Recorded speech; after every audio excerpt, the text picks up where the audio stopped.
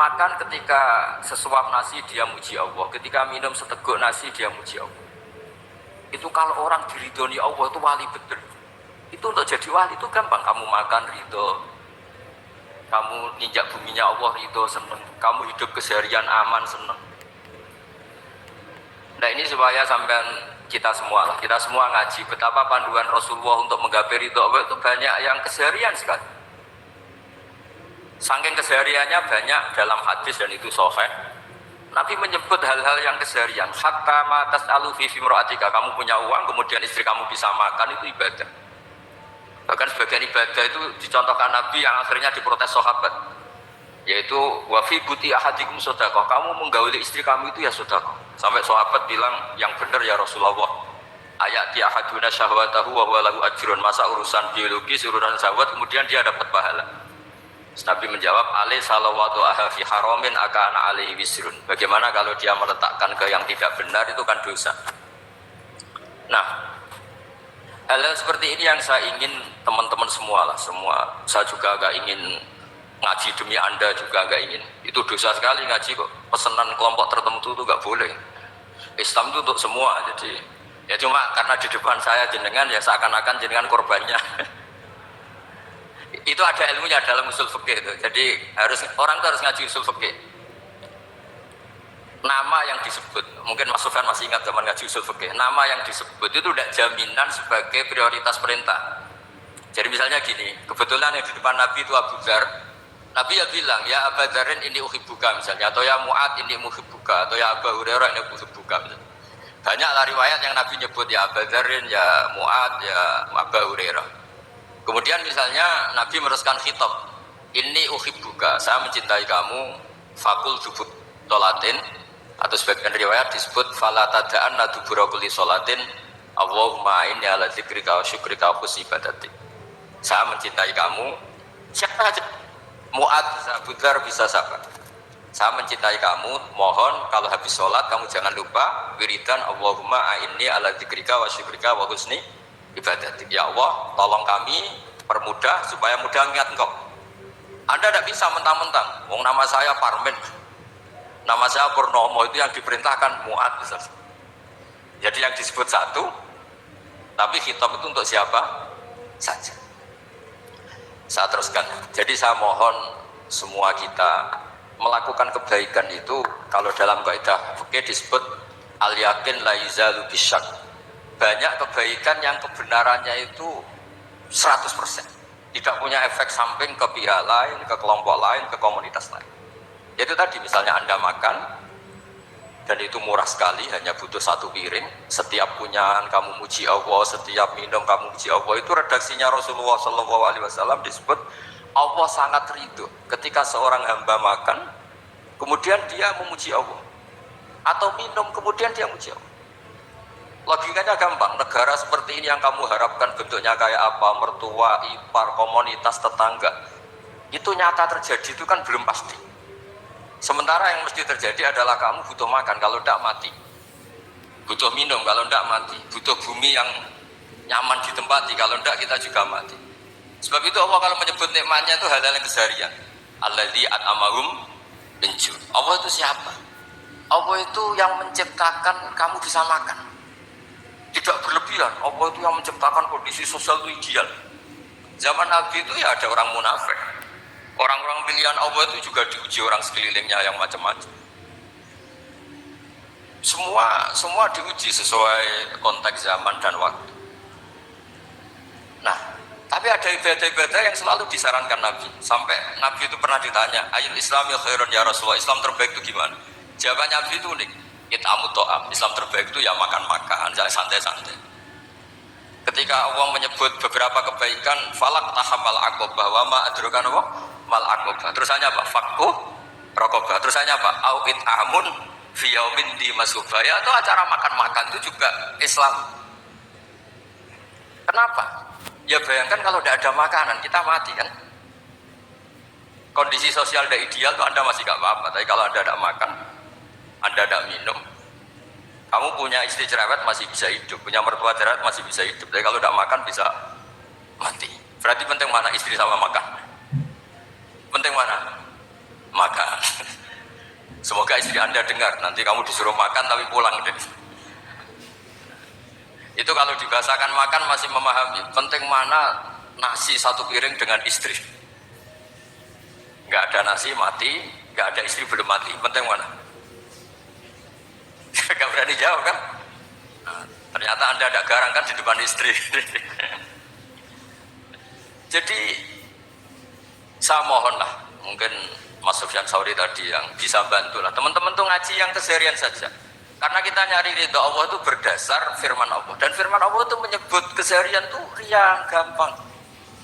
Itu tadi misalnya wa min ayatihi manamukum bil laili wan-nahar. Termasuk ayat-ayat Allah itu kamu tidur. Maka dulu itu ada guyonan, ada tokoh Mu'tazilah, kelompok dalam Islam yang berpikir manusia itu bisa menentukan ikhtiarnya sendiri. Karena saya bisa duduk, ingin duduk, ingin berdiri, berdiri. Karena kelompok ini gak terima kalau semua kehendak Allah, nanti bagaimana kalau semua kehendak Allah kok ada hisab ya, ada sanksi. Lucunya itu dia akhirnya, ini cerita ya, mencintai seorang perempuan cantik sekali. Dan itu dia menjadi ahli sunnah itu oleh hal-hal yang sepele. Karena istrinya cantik, ya namanya suami istri hubungan intim. Terus ditanya, Mas, masih ingin lagi? Masih. Silahkan diulang lagi. Wah ya tidak bisa. Katanya manusia bisa menentukan yang diinginkan. Itu tobat itu. Itu nggak bisa ditobatkan Mas Sufyan Ats-Tsauri. Orang cantik yang mudah nobatkan orang itu orang cantik. Segampang itu. Akhirnya kita tahu, makanya kalau dalam kitab Hikam itu disebut al-aqil mayyakul madza yaf'alu wa bi wal ghafil mayyakul madza af'al. Orang yang punya akal karena sadar ini wilayah Allah, semua milik Tuhan. Itu dia tiap hari berpikir, besok Allah akan melakukan apa terhadap dunia ini. Kamu merencanakan suatu mau plesir, ternyata gempa. Mau wisata ke Rusia, ternyata perang. Kamu tidak pernah tahu apa yang akan terjadi besok. Wa ma tadri nafsum madza taksibu ghadan. Tapi anda semua kita ini sering punya jadwal permanen. Makanya saya kalau diundang siapa saja, bisa netek. Yang jelas Gus ini acara penting. Nah, masih acara penting nak pangeran ngersakno piye? Kok ape dadi pangeran? Kamu kok mau jadi Tuhan? Itu kadang ya kiai. Penting Gus acara ini jenengan harus memastikan bisa. Loh, kamu itu yang ngajarin tauhid, sesuatu itu biadillah, kok bilang-bilang apa pas? Pasti. Kalau maksa terus tak tobatkan kamu kata saya. Ya kalau gitu Gus bilang insya Allah. Wah itu hati saya, fisik saya, roh saya sudah bilang insya Allah. Gak usah kamu latih kata saya. Nah hal-hal tauhid keseharian itu gampang sebetulnya. Wal ghafil yaqulu madza af'al. Tapi orang yang lupa Allah dia setiap hari bilang besok apa? Kita bisa melakukan apa? Seakan-akan dia itu aktor, dia penting, dia subjek permanen dia. Padahal kita ini hanya objek kehendak Allah Subhanahu wa taala. Karena kita yakin sesuatu yang terjadi di alam raya ini kita tidak bisa apa-apa. Makanya saya sering ngaji, sering bilang saya, ketika Anda mensifati Allah, dia yang menghidupkan. Sudah itu tanamkan, sehingga ketika kita mati, santai saja. Kenapa santai? Allah punya cara menghidupkan kita. Zaman kita hidup juga gak tahu caranya ngelola jantung, ngelola paru-paru. Kamu juga gak tahu ngelola oksigen yang tidak beracun, tidak mengandung polusi. Tahu-tahu hidup. Gak ingin tua ya tahu-tahu tua, gak ingin mati tahu-tahu mati. Selama ini kita hidup juga gak tahu apa sebetulnya. Hanya gaya tok, punya jadwal, punya planning. Kalau kamu bisa menentukan pilihan Anda, pasti Anda istrinya cantik, 4 neriman semua, kona'ah semua. Nyatanya enggak kan? Ada 1 jelek, cerewet. Oh itu kan, nyatanya enggak bisa apa-apa Anda kan? Dan kamu bawa mati lagi. Itu kan, istri Anda juga gitu, punya keinginan, punya suami yang ganteng, yang jabat, yang neriman, yang enggak poligami. Ya enggak kesampaian juga. Kalau kita ngitung tingkat kegagalan kita itu gagal terus. Ya kan? Nah, terus ingat Allah, madza yaf'alu wa bi. Orang yang punya akal selalu berpikir Allah itu menghendaki apa terhadap saya. Lalu sama-sama orang lihat orang yang serius, itu kata Anda itu pemikir berat, serius, senang punya tokoh yang merengut karena kamu anggap serius. Tapi sebagian orang anggap orang yang serius itu wong merengut, wong masam, wong muka kok ditekuk.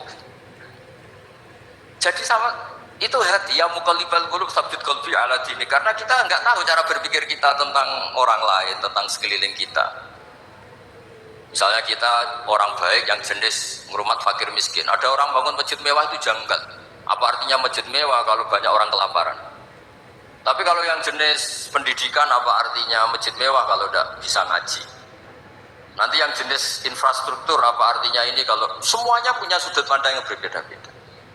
Dan Islam mengapresiasi semua kebaikan. Tapi katakan semua kebaikan itu adalah kehendak Allah Subhanahu wa taala. Karena apapun baik Anda itu pakai fasilitas yang diberikan oleh Allah Subhanahu wa taala. Sehingga ini yang disebut qulillah tsumadarhum fi khawdihim malah. Ya kembali tadi ke tema-tema bahwa keseharian Anda ini sudah Islami. Saat Anda tidak bisa melakukan apa saja. Saya sering ada jenazah, biasanya kalau tetangga meninggal saya sering disuruh ngelepas. Saya bilang orang ini baik. Karena sering ngelamun di rumah, sering nganggur di rumah. Ditanya sama anaknya, kenapa Gus nganggur baik? Ya kalau dia nganggur artinya juga gak berbuat sesuatu yang maksiat kan? Ya kan, orang nganggur di rumahnya ya tidak bunuh orang, tidak maling, tidak korupsi, ya namanya nganggur di rumah.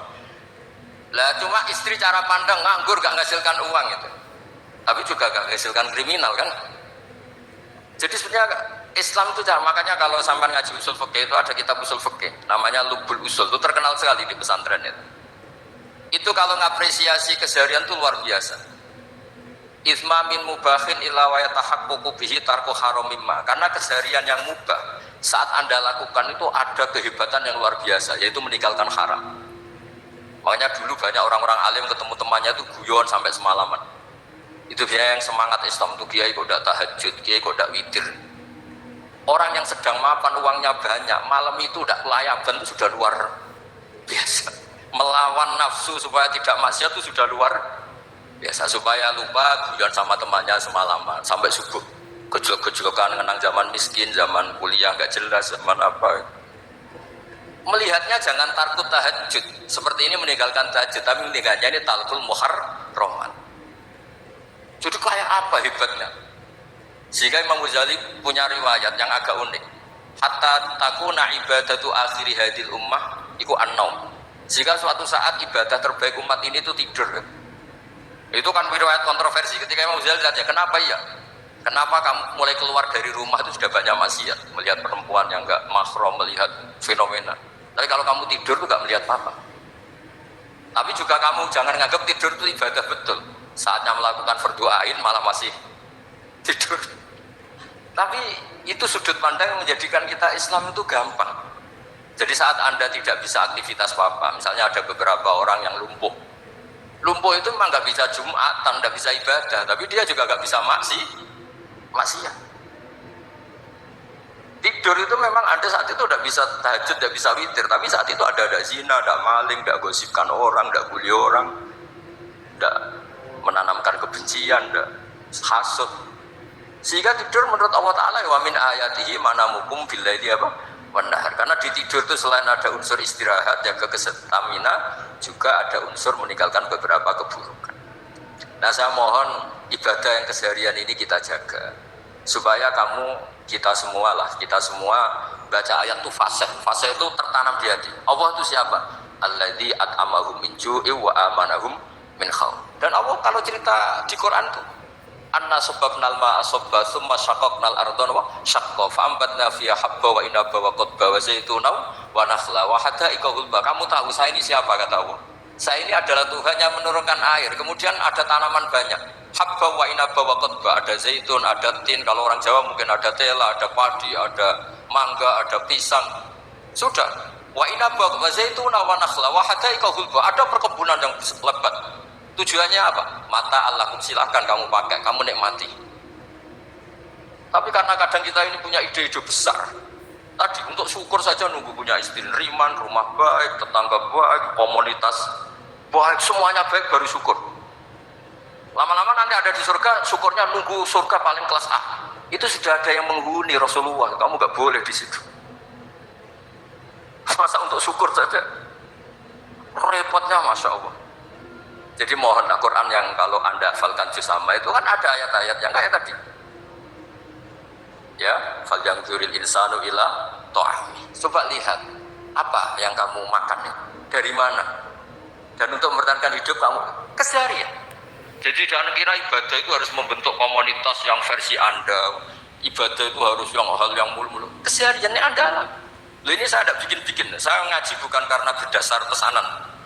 Itu ayat yang saya baca kan betul ada ayatnya kan. Fal yang dzuril insanu ila tu'ami anna sobba benal ma'a sobba summa syaqaqnal ardo syaqqa fa ambasna fiha habba wa inaba wa qadba wa zaituna wa nakhla wa hadaiqa khulba. Terus hanya apa? Mata al lakum, silakan kamu nikmati. Mata itu silakan kamu nikmati. Ya kan dikasih hidangan ya makan. Ya sudah makan, habis makan ya minum, habis itu ngantuk ya tidur. Ya sudah normal-normal saja. Kayak apa indahnya Islam. Tapi Anda mencari Islam yang gimana lagi? Nah itu yang diajarkan guru-guru kita, diajarkan sanad kita sampai Wali Songo, sampai